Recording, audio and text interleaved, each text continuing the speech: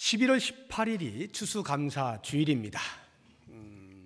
이 추수감사 주일 때 앞으로 제 마음속에 우리 교회가 전통적으로 두 가지 일을 계속 해나갔으면 좋겠다 하는 생각을 하고 있습니다.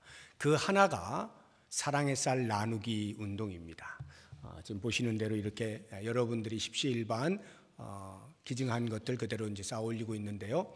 이 사랑의 쌀 나누기 운동 하는 것 하나 하고, 그 다음 두 번째로는 가족사랑 축제를 하는 것입니다. 이것을 추수감사주일에 동시에 이 두 가지를 앞으로 우리 교회가 전통적으로 했으면 좋겠다 싶은 건데요. 사랑의 쌀 나누기는요, 이런 것입니다. 우리가 추수감사주일이라고 하면은 1년 동안에 농사한 것, 1년 동안에 하나님께서 우리에게 일용할 양식을 제공해 주신 것에 감사하고, 또 그 열매를 주 앞에 이제 드리는 어떤 상징적 행위 아니겠습니까? 그리고 하나님 고맙습니다, 우리를 지금까지 지켜주신 것 고맙습니다, 감사의 표현을 하는 것인데요. 하나님께 그래서 감사의 표현으로 절기헌금을 드립니다만, 그것 말고도 하나님께 감사한 마음을 우리의 이웃에게 사랑을 나누는 것으로도 표현할 수 있겠다 하는 생각이 든 겁니다. 왜냐하면 하나님은 우리 주변에 있는 가난한 자들을 향하여서 손을 펼치기를 기뻐하시고 우리에게 그것을 원하고 계시기 때문에, 하나님이 기뻐하시는 일을 우리가 한다는 것은 곧 하나님께 대한 감사를 표현하는 것이다 하는 생각을 하게 되는 겁니다. 그래서 이 추수감사주일에 절기헌금과 별도로 우리가 이웃을 생각하면서 이렇게 사랑의 쌀을 나누는 행위를 하는 것은 참으로 의미가 있다 하는 생각이 드는 겁니다. 그리고 가족사랑 축제를 하는 것은요, 우리가 추수감사주일 때 이제 물질의 열매를 얻은 것에 대한 보고, 결산을 하는 그런 의미 아니겠습니까? 그런 것처럼 우리의 영혼의 추수를 위해서도 한 번쯤은, 1년에 한 번쯤은 결산을 할 필요가 있다 하는 생각이 드는 것입니다. 그래서 그 결산을 할 때 하나님, 저는 이렇게 영혼의 추수를 이렇게 열매를 맺었습니다, 받으십시오 라고 하는 보고를 드릴 때 좀 보고를 드릴만 해야 되지 않겠어요? 1년 내내 우리가 복음을 전하고 열매를 맺었다면 더할 나위 없이 감사하죠. 그런데 만약에 그럴 기회를 많이 얻지 못하고 노력을 했으나 열매를 아직 얻지 못한 경우에, 이러한 때를 맞이해서 우리가 영혼의 추수를 위하여 최선을 다하고 노력해서 하나님께 그 열매를 드릴 수 있다면 그것도 아주 큰 의미가 있겠다 하는 생각이 들어서 이 추수감사주일을 기하여 동시에 가족사랑 축제의 날로 정하고자 하는 것입니다. 그래서 이 가족사랑 축제라고 하면 내 가족이 누구냐라고 하는 것인데, 가장 기본적으로는 혈통적 가족을 말할 수가 있습니다. 친척들까지 포함해서 그런 가족들. 또 영적으로는 우리가 이 신앙 공동체 안에 있는 사람들이 다 한 가족이잖아요. 형제 자매들이라고 부르죠. 그러니까 이 공동체가 또 대상이 될 수 있고요.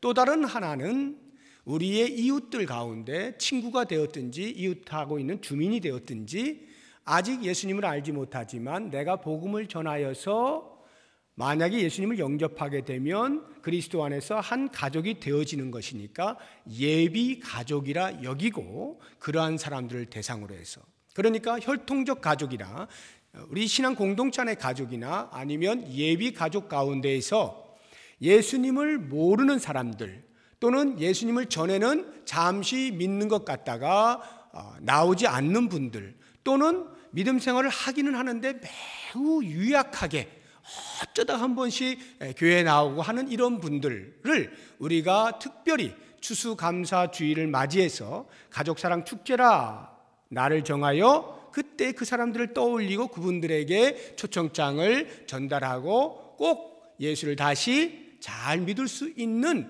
기회를 제공하는 날로 삼고자 하는 것입니다. 그래서 이번에 이러한 가족사랑 축제를 벌일 때 우리의 마음 가운데 나는 누구를 할까라고 하는 대상자를 잘 마음에 두시고 염두에 두시고 기도하면서 열매를 꼭 맺어 하나님께 보고할 수 있는, 결산을 아름답게 할 수 있는 그런 날이 됐으면 좋겠다 하는 마음으로 오늘 제가 말씀을 증거하려고 하는데, 이 본문의 말씀에서 아름다운 소식을 전하는 사람, 복음이죠. 복음을 전하는 사람이 과연 어떠한 마음의 태도를, 어떠한 준비를 미리 해야 되느냐라고 하는 것을 오늘 같이 한번 생각을 해보도록 하겠습니다. 본문 속에 한 3가지 정도가 등장을 하는데요. 아름다운 소식을 전하는 자가 가져야 할 태도, 첫 번째, 높은 산에 오르는 것입니다. 9절 보시기 바랍니다. 아름다운 소식을 시온에 전하는 자여, 너는 높은 산에 오르라, 이렇게 돼 있죠. 높은 산에 오르는 것입니다. 이 말의 의미가 무엇일까요? 왜 높은 산에 오르라고 말을 하는 것일까요? 그것을 몇 가지 한번 생각을 해보면 가장 쉽게 떠오르는 것은 이것입니다. 높은 산에 올라야 소리 한번 외치면 모든 사람들이 들을 수 있기 때문에 높은 산에 오르라, 이런 말이겠죠. 그런 것처럼 우리가 높은 산에 오른다라고 하는 것은 영적으로 전도를 할 때에 복음을 들어야 할 사람을 그 자격의 여부를 내가 결정하지 않는다, 이 말이에요. 나는 올라가서 모든 사람을 대상으로 하여 복음을 전한다, 이것입니다. 다시 말하면 복음을 들어야 할 사람을 내가 구별하여 차별시키지 않는다는 것입니다. 이 사람은 이거 뭐 보니까 복음을 들을 만한 사람이 아니야. 말하면 안 돼, 이 사람한테는. 저 사람은 내가 평소에 미워. 저 사람에게 굳이 이런 좋은 소식을 전할 필요가 없겠어. 미운 사람은 듣지 말아야 돼. 이렇게 내가 구별해서 어떤 사람은 들을 만한 사람, 어떤 사람은 듣지 말아야 할 사람 하면 안 된다, 이런 말이에요. 모두가 들을 수 있도록 해야 한다. 사도행전 1장 8절을 보면 오직 성령이 너희에게 임하시면 너희가 권능을 받고 예루살렘부터 시작해서 온 유대와 사마리아와 땅끝까지 이르러 내 증인이 되리라, 이렇게 말씀하시잖아요. 우리는 이 말씀을 이해할 때 보통 지리적으로 예루살렘, 온 유대, 사마리아, 땅끝 점점 넓혀나가는 순차적 개념을 가지고 있어요. 그래서 우리의 가족부터 먼저 구원하고, 그리고 우리 이웃을 돌보고, 그러다가 여력이 나면은 좀 지역을 넓히고, 그러다가 보면 세계 선교도 하고, 이런 지리적 순차를 생각하시는데요, 사도행전 1장 8절의 말씀은 전혀 그런 의미가 아닙니다. 오히려 그것보다는요, 예루살렘과 온 유대와 사마리아와 땅끝 어디서나 동시다발적으로 차별 없이 전하라, 이런 말이에요. 차별 없이 어디가 되었든지 복음을 전하라 라고 하는 의미입니다. 그러므로 먼저 우리의 마음 가운데 차별을 두지 마시고 누구든지 복음을 들을 자격이 있다라고 하는 것을 염두에 두시기 바랍니다. 높은 산에 오른다라고 하는 말의 의미는 그것만 있는 것이 아니고요, 올라가면 아래가 잘 보이지 않습니까? 여러분, 높은 산에 올라가 보시면은 아랫동네 한눈에 들어오잖아요. 그 아랫동네 안에 있으면 길이 어디서 어떻게 나는지 잘 몰라도, 집이 어디 있는지 잘 몰라도, 사람들이 어디 있는지 잘 몰라도 위에 올라가서 이렇게 보면 길이 한눈에 보이고요, 집이 다 보이고 사람들이 어디에 있는지 다 보이는 것입니다. 한눈에 들어오죠. 자, 무슨 말이냐 하면 우리가 전도할 그 대상자들을 보라는 거예요. 자세히 살펴보라는 거예요. 찾으라는 것입니다. 그리고 그들의 삶을 유심히 살펴서 어떻게 내가 접근할까를 생각하라는 거예요. 전략을 짜라는 것입니다. 차별 없이 모든 사람에게 복음을 전하라는 말의 의미를 그냥 불특정 다수에게 전하는 것으로만 생각하시면 안 됩니다. 예를 들어서 전철에 지하철 타고 가면서 불특정 다수에게 예수 믿으세요, 또는 길거리에 나가서 예수 믿으세요 라고 하는 이런 노방전도, 이런 것만을 의미하는 게 아니에요. 높은 산에 오르라는 것은, 그것은 자격의 부분에 있어서 차별 없이 하라는 것이지, 우리가 전도를 할 때에는 당연히 내가 전도할 사람이 누굴까에 대한 전도 대상자를 선정하는 것 내 몫입니다. 선정할 뿐만 아니라 그러면 그 사람들을 어떻게 내가 접근하여 복음을 전할 것인가 전략을 세우는 것 내 몫이에요. 그냥 외치기만 하는 것이 아니에요. 선정 대상자와 어떻게 접근할 것인가에 대한 방법들을 잘 알아야 하는 것입니다. 그러려면 높은 산에 올라가야 된단 말이에요. 낮은 곳에서 있는 사람들을 살펴보아야 한다는 거예요. 그 말이 우리의 대상자들을 직접 찾아가 그들의 삶이 어떠한지를 보라는 뜻이에요. 가만히 내가 안방에 앉아가지고 전도해야지, 이 사람 전도해야지, 아무리 이렇게 생각하고 있어도 전도가 안 됩니다. 그 사람의 삶으로 들어가야 돼요. 그 사람이 지금 어떻게 살고 있는지를 봐야 돼요. 왜냐하면요, 그래야만 그 사람이 지금 무엇이 필요한가를 알 수 있고, 그래야만 그 사람이 지금 예수님이 꼭 필요한 사람이로구나 하는 것이 가슴으로부터 다가오게 되는 거예요. 이러한 느낌이 있을 때에 복음을 전할 수가 있는 거죠. 제가 지난 금요일에 사업자 신방을 갔는데 그 분께서 말씀을 하시는데 제가 깜짝 놀랐어요. 오늘 제가 설교할 거를 먼저 말씀하시더라고. 그래서 참 신학교를 가셔야 되나 이런 생각을 했는데 이런 이야기를 하셔요. 이제 이번 겨울이 굉장히 더웠잖아요. 그래서 이제 더우니까 그 육견 사업을 하시는 분이에요. 우리 교회에서 육견 사업을 한 분만 하고 계시는데, 하여튼 그분이 이제 하고 계시는데 날이 너무 더우니까 애들이 정신을 못 차리는 거예요. 그래서 물을 뿌려줘야 돼요. 지붕 위에 올라갈 수밖에 없는 겁니다. 그러니까 우리를 쳐놓고 이제 지붕 위에 올라가서 이제 물을 뿌리는데 말이죠. 밑에 있을 때는 지금 뭐가 몇 마리, 어떻게 해서 어떻게 수입을 어떻게 하고 요 정도 이렇게 계획을 한 것인데요. 위에 올라가서 이렇게 물을 뿌리다 말고 밑을 내려다 본 겁니다. 자기 땅을 본 거죠. 이렇게 보니까 사업을 이렇게만 할 게 아니다라는 생각을 하게 된 거예요. 저기 빈 곳이 저렇게 많이 있는데 저기다가 무엇을 설치하고 여기다가 뭘 해가지고 이렇게 하면 사업이 이렇게 되겠구나 라고 하는 구상을 하게 된 겁니다. 그래서 그 구상한 것을 저에게 말씀을 해주시는데 제가 들어보니까 제가 사업가는 아니더라도 척 감이 오더라고요. 이거 되겠다 이런 생각이 들더라고요. 지붕 위로 올라가지 않았으면 그거 어떻게 생각했겠어요? 그 밑바닥에서는 아무리 생각해봐도 생각이 안 나는 건데 위에 올라가서 보니까 물론 하나님께서 지혜를 주신 거고 하나님께서 영감을 주신 거죠. 근데 아래를 보다 보니 눈에 보이는 겁니다. 들어오는 거예요. 길이 보이고요, 방법이 보이더라 이 말이에요. 전도를 할 때 우리가 그냥 아무 생각 없이 예수 믿으세요 라고만 한다고 해서 물론 그래도 성령께서 역사하실 수 있겠지만 보다 더 세밀하게 우리의 대상자들의 삶으로 들어가서 그들의 삶을 구체적으로 들여다볼 때 왜 그들이 예수님이 필요한가를 알게 되어지고 그러한 긍휼의 마음이 생길 때 그러면 내가 어떻게 이들에게 접근할까라고 하는 전략이, 방법이 나오게 된다 이 말이에요. 우리가 왜 복음을 잘 전하지 않는 줄 아세요? 성도들 마음 가운데 복음을 전하지 않는 큰 이유 두 가지를 대라면, 첫째는 왜 복음을 전해야 되는지를 잘 모르는 것입니다. 다시 말하면 영혼에 대하여 긍휼의 마음이 없어요. 저 영혼이 반드시 구원받아야 한다라고 하는 긍휼의 마음이 없어요. 그러니까 아무리 목사가 전도하세요 외쳐도 내 마음이 동기부여가 안 되는 거예요. 한 영혼을 바라볼 때 왜 구원받아야 될지를 별로 모르겠는 거예요. 그냥 예수 믿으면 믿고 말면 말지 굳이 그거를. 긍휼의 마음이 없으니까 전하지 않게 돼요.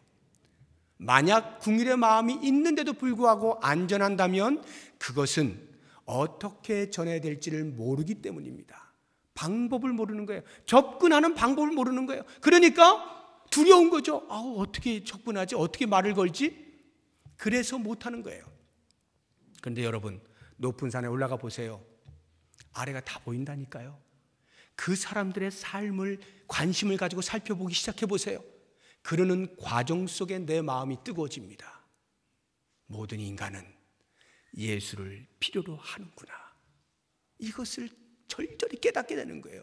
그래서 그 영혼에게 복음을 전하지 않으면 안 되는 그런 간절한 마음이 생겨나게 되고, 그러다 보니까 그 마음으로 그들에게 어떻게 접근할까를 늘 생각하게 되고, 그래서 접촉점을 찾아서 나아가서 복음을 전하게 되는 것입니다.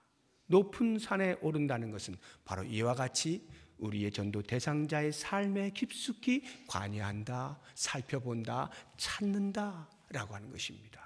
또 한 가지를 생각해 본다면 높은 곳에 있는 사람이 아래에 있는 사람들 잘 보이잖아요. 마찬가지로 아래에 있는 사람들도 높은 데 있는 사람 잘 보입니다. 제가 여러분들 한눈에 보이거든요. 여러분이 저 잘 보이죠? 저 혼자 높이 있잖아요. 잘 보이는 거예요. 아래에 있는 사람들도 위에 있는 사람이 잘 보여요. 다시 말하면 복음을 전하는 사람은 이미 노출되었다는 것을 알아야 됩니다. 나는 노출된 거예요. 나는 그리스도인으로 이미 서 있는 것입니다. 이 부분에 대한 확신이 있어야 돼요. 높은 곳에 오른다는 것은 삶에 대한 자신이 있어야 된다는 거예요. 수없이 많은 사람들이 나를 쳐다볼 때 아, 저 사람은 그리스도인이야 라고 말할 만한 삶의 자신감이 있어야 되는 거예요. 그래야 높은 데 서서 외칠 때 그 말을 들을 거 아닙니까? 내 인격이, 삶이 도덕적으로 부족함이 없을 만큼 잘 갖추어야 된다라고 하는 것입니다. 우리가 등불을 집안을 밝히기 위해서 어느 누구도 이러한 통 밑에다가 두는 사람 없죠. 전부 등경 위에 두게 돼 있어요. 그래야만 거기서 불을 밝혀서 온 집안이 환해지는 겁니다. 어느 누가 등불을 이런 말 아래, 상 아래에 두고 감추어두는 사람이 어디 있어요? 그러면 그것은 분명 그 안에 등불이 있지만 등불의 역할을 못하죠. 막혀 있으니까요. 우리는 세상의 빛이라고 합니다. 그런데 이 빛이 삶을 제대로 살아내지 못하면 빛은 빛인데 빛의 영향력을 미치지 못하는 거예요. 역할을 제대로 못하는 거예요. 마치 말 아래 숨겨둔 등불과 같은 그런 모습입니다.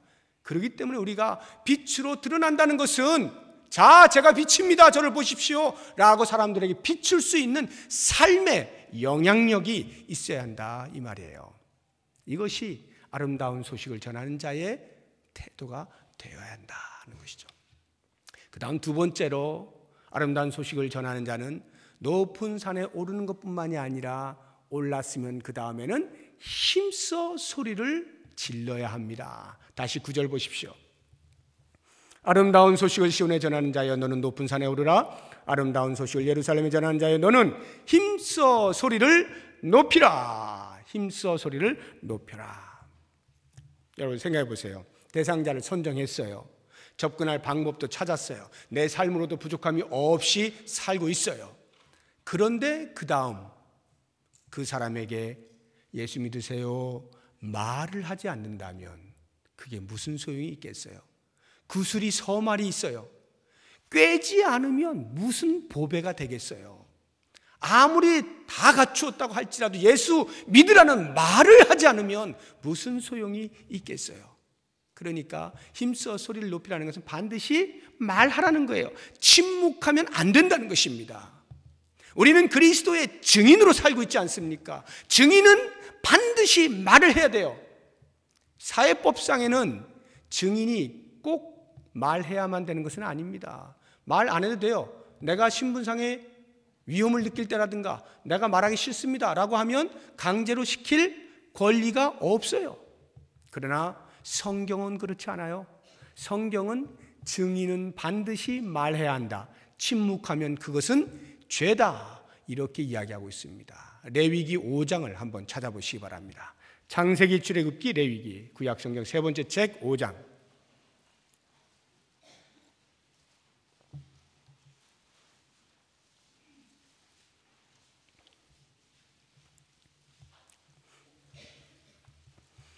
레위기 5장 1절입니다. 찾으셨으면 우리 다 같이 한 목소리 읽겠습니다. 시작. 만일 누구든지 저주하는 소리를 듣고서도 증인이 되어 그가 본 것이나 알고 있는 것을 알리지 아니하면 그는 자기의 죄를 져야 할 것이요 그 허물이 그에게로 돌아갈 것이며. 재판장이 증인은 똑바로 말해야 됩니다. 위증하면 벌 받습니다. 이러한 말을 하는 거예요. 이게 저주의 말이에요. 그런 말을 듣고도 증인이 자기가 들은 것, 자기가 본 것, 자기가 알고 있는 것을 제대로 말하지 아니하면 이 말이에요. 침묵하면 자기의 죄를 져야 할 것이요. 우리는 증인으로 살면서 말하지 않아도 되는 줄로 알고 있습니다. 전도는 전도할 사람만 하고, 전도의 은사 받은 사람만 하고, 전도사만 하고, 목사만 하고, 그냥 전도 좋아하는 사람만 하는 것으로 착각을 하고 있습니다. 여기 앉아 계신 분 가운데 그리스도를 영접한 자로서 어느 한 분도 예외 없이 전부 그리스도의 증인으로 사는 것입니다. 그리스도를 영접한 자가 곧 증인이에요. 나는 예수님을 나의 구세주로 알고 있는 사람입니다. 믿고 있는 사람입니다. 그러면 그 사람은 증인이에요. 증인은 반드시 내가 예수를 믿습니다. 그래서 나는 영생을 선물로 얻었습니다. 당신도 예수님을 믿으면 구원을 얻습니다. 영생을 선물로 받습니다. 반드시 이 말을 해야 됩니다. 이것이 우리의 삶이어야 돼요. 이게 증인이에요. 그렇게 하지 않으면 죄를 짓는 거예요. 열왕기하 7장에 보게 되면 이런 기사가 나와요.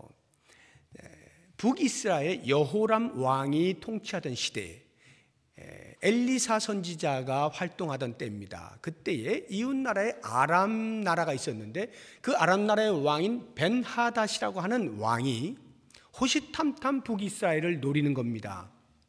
어느 날 군대를 이끌고 포위를 했습니다. 북이스라엘을 포위했는데 시간이 점점 지나면서 성 안에 있는 북이스라엘 백성들이 먹을 것이 떨어져 가는 겁니다. 언제까지 떨어지게 되었느냐? 자기의 자녀들을 잡아먹을 때까지 떨어지게 된 거예요. 더 이상 먹을 게 없어요. 그러니까 성경에 보면 그 열왕기하 6장에 보면 생생하게 나와 있어요. 성 안에 있는 백성들이 성 위를 걷고 있는 왕에게 손을 들어서 왕이여 질문을 하는 거예요. 무슨 일이요? 재판 좀 해주세요. 무슨 재판입니까? 아니 글쎄 여기 이 여인하고 제가 약속을 했거든요. 무슨 약속입니까?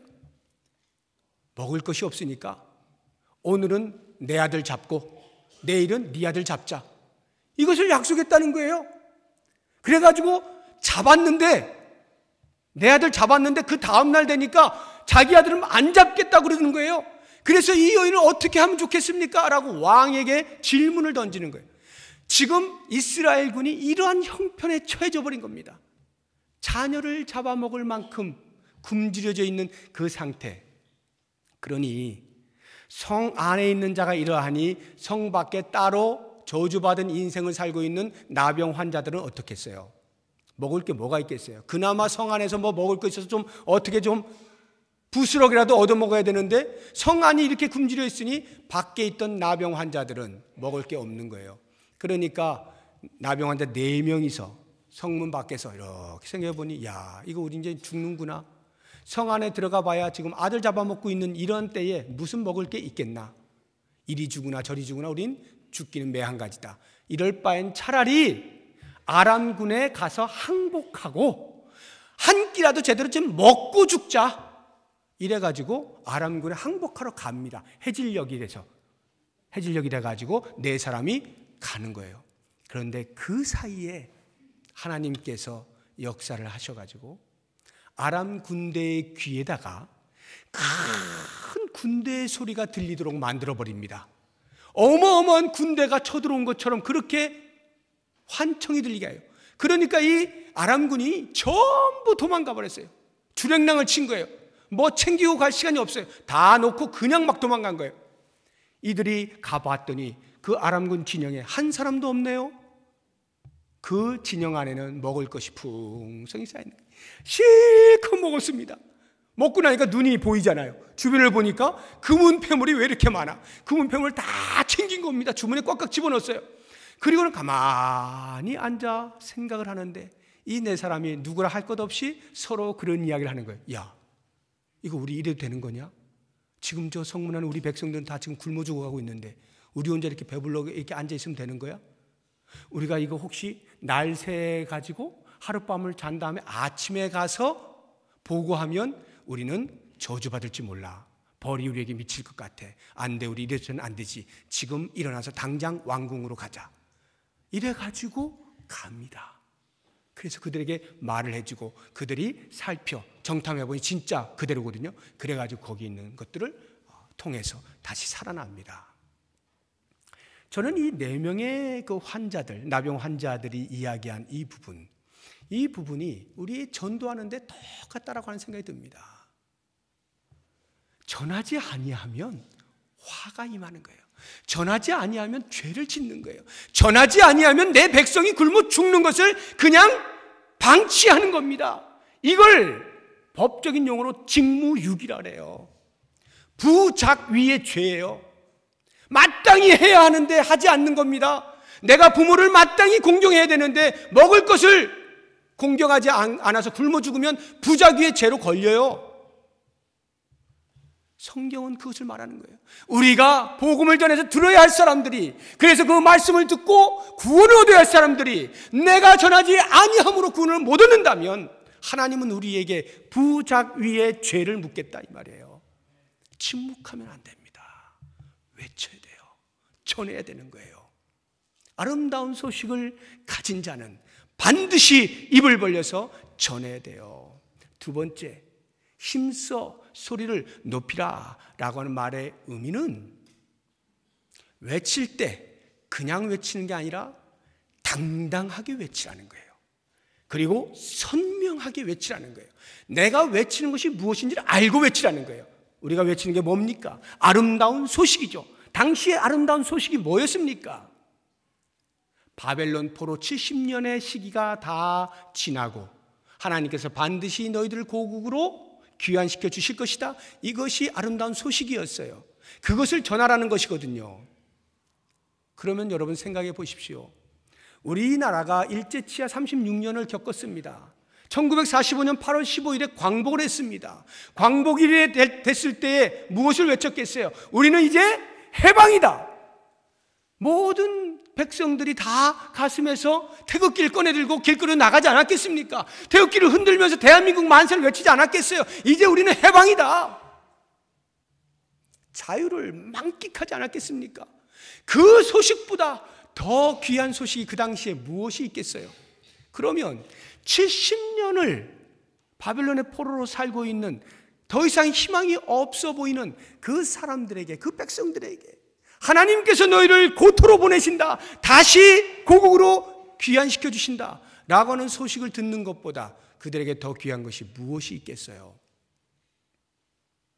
세례 요한이 예수님이 오실 것에 대하여 예비하여 외치지 않습니까? 광야에 외치는 자의 소리로 등장하지 않습니까? 비록 그의 모습은 볼품이 없었어요. 약대 털옷을 입고 메뚜기와 석청이나 먹으면서 광야에서 그냥 그렇게 살아가고 있는 그 세례 요한이 처음 이 땅에 내려오시는 예수 그리스도, 공생애를 시작하시는 예수 그리스도, 그분의 길을 닦기 위하여 등장을 했습니다. 그리고는 회개에 합당한 열매를 맺으라고 사람들에게 외쳤습니다. 세례를 받으라고 외쳤습니다. 나는 그분의 신들매를 붙들기도 감당치 못할 만큼 어마어마한 분이 오신다. 그분을 바라보고 그분을 믿고 그분을 영접하라 외쳤던 겁니다. 정확하게 예수 그리스도를 외친 거예요. 사랑하는 여러분, 우리가 복음을 전할 때 과연 우리가 전하는 복음이 뭔지도 제대로 모른다면, 그래서 자신 없이 복음을 믿어보든지 말든지, 나도 잘 모르는데 그냥 하여튼 뭐 와봐 이렇게 해가지고는 설득력이 없어요. 호소력이 없죠. 나도 제대로 모르는 것을 뭘 누구한테 믿어보라고 이야기를 하겠어요. 나도 제대로 못하는데, 나도 제대로 믿는 것이 뭔지를 모르는데, 그러면 힘이 없는 거죠. 그렇기 때문에 여러분, 힘써 소리를 높인다는 말은 담대하게 내가 전하는 이 아름다운 소식은 그들에게 반드시 필요한 복음이다 라고 하는 확신과 더불어서 그 내용을 정확히 알고 전달을 해줘야 한다라고 하는 말이에요. 우리는 이미 오신 예수 그리스도를 전하지 않죠.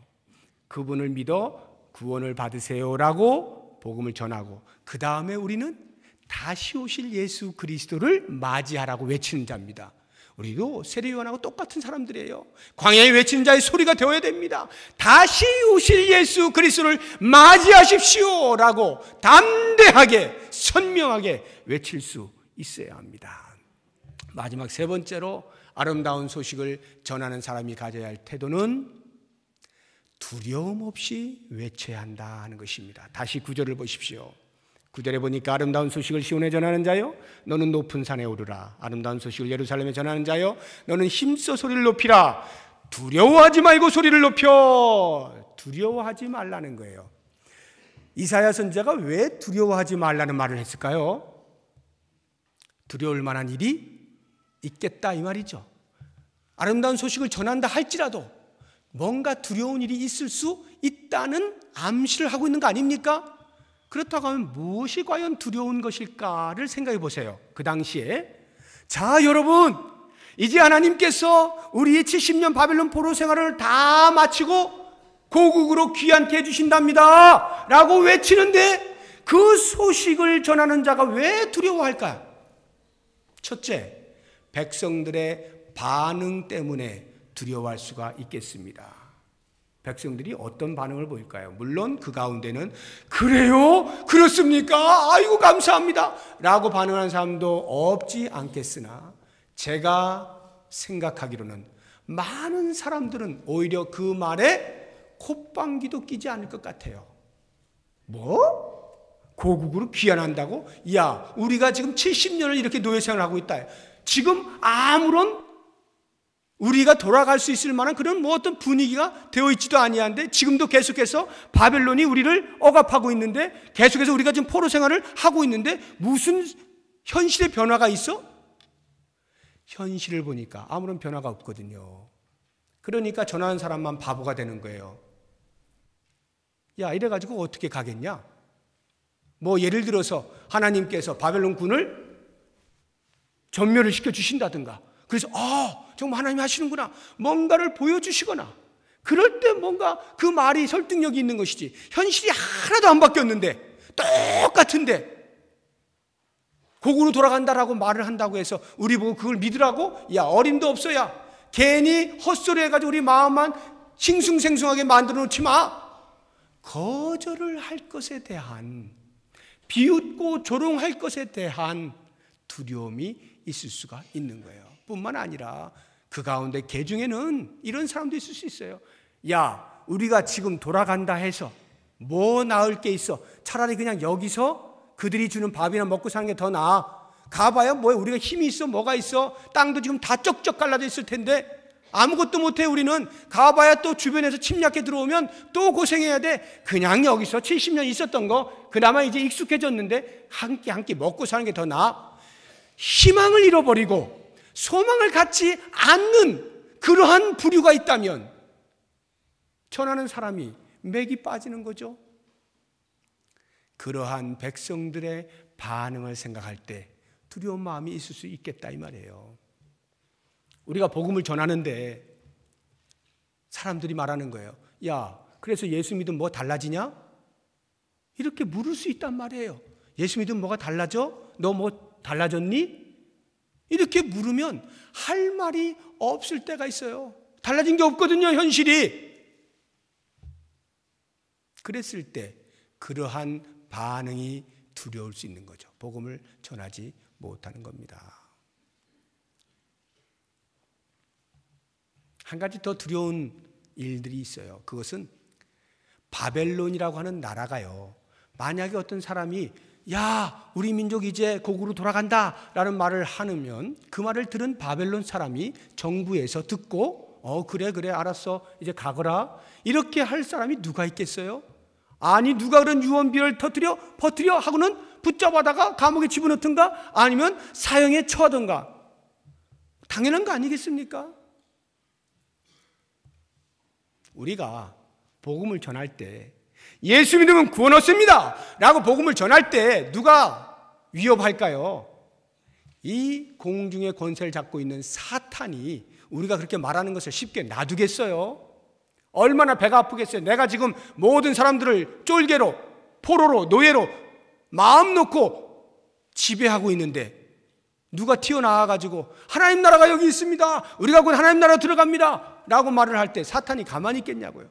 얼마나 위협을 해대겠어요. 때로는 질병으로 공격을 하고, 때로는 재물을 확 빼앗아가지고 공격하고, 때로는 관계를 아프게 만들어가지고 공격을 하고, 그러면 우리는 그런 공격을 받고 너무 아픈 거예요. 복음을 전하는 삶을 살다가 그러한 고통을 당하게 될 때, 야, 이게 뭐야? 두려워지는 거죠. 복음을 못 전하는 거예요. 사탄은 공격하는 겁니다. 사랑하는 여러분, 복음을 전할 때 우리의 마음엔 두려움이 생길 수 있어요. 여러 가지 이유에 의해서 생겨나는 두려움들, 그 모든 두려움들을 이사야 선지자가 말하는 거예요. 두려워하지 말고, 두려워하지 말라는 거예요. 왜요? 고토로 돌아가는 것은 하나님이 약속하신 것이고 하나님이 이루실 것이기 때문입니다. 지금 당장은 현실적으로 그러한 흔적이 잘 보이지 아니하고, 기미가 보이지 아니하고, 징조가 나타나지 아니한다 할지라도 다른 누구가 아닌 하나님께서, 신실하신 하나님께서, 약속을 지키시는 하나님께서 말씀하신 것이기 때문에 그 말씀을 외칠 때 이루시는 분은 하나님이신 거예요. 하나님께서 끌고 가시는 것에 대한 확신을 가지고 두려움 없이 외치라는 거예요. 지금 우리의 삶 가운데에서 당장, 야, 네 모습을 봐라, 예수 믿어서 네가 나아진 게 뭐가 있어? 라고 말을 한다 할지라도 그 말에 아랑곳하지 아니하고 구원 얻은 자, 내세를 선물로 받은 자의 이 뜨거운 감격을 알지 못하는 자들에게 담대하게 외쳐야 하는 것입니다. 이게 두려움 없는 자의 모습이에요. 사랑하는 여러분, 아름다운 소식을 가지고 있습니까? 아름다운 소식을 알고 있습니까? 그 아름다운 소식 때문에 내 삶이 바뀌었습니까? 아름다운 소식 때문에 내가 영생 얻은 기쁨을 누리고 있습니까? 그렇다고 한다면 높은 산에 올라가십시오. 우리가 전도해야 될 사람이 누군가를 찾으십시오. 그들의 삶을 바라보십시오. 그리고 입을 벌리십시오. 이것이 아름다운 소식입니다. 예수 그리스도의 십자가와 부활을 전하십시오. 그리고 그렇게 전할 때 약속을 지키시는 하나님을 믿으시고 두려움 없이 담대하게 외쳐보십시오.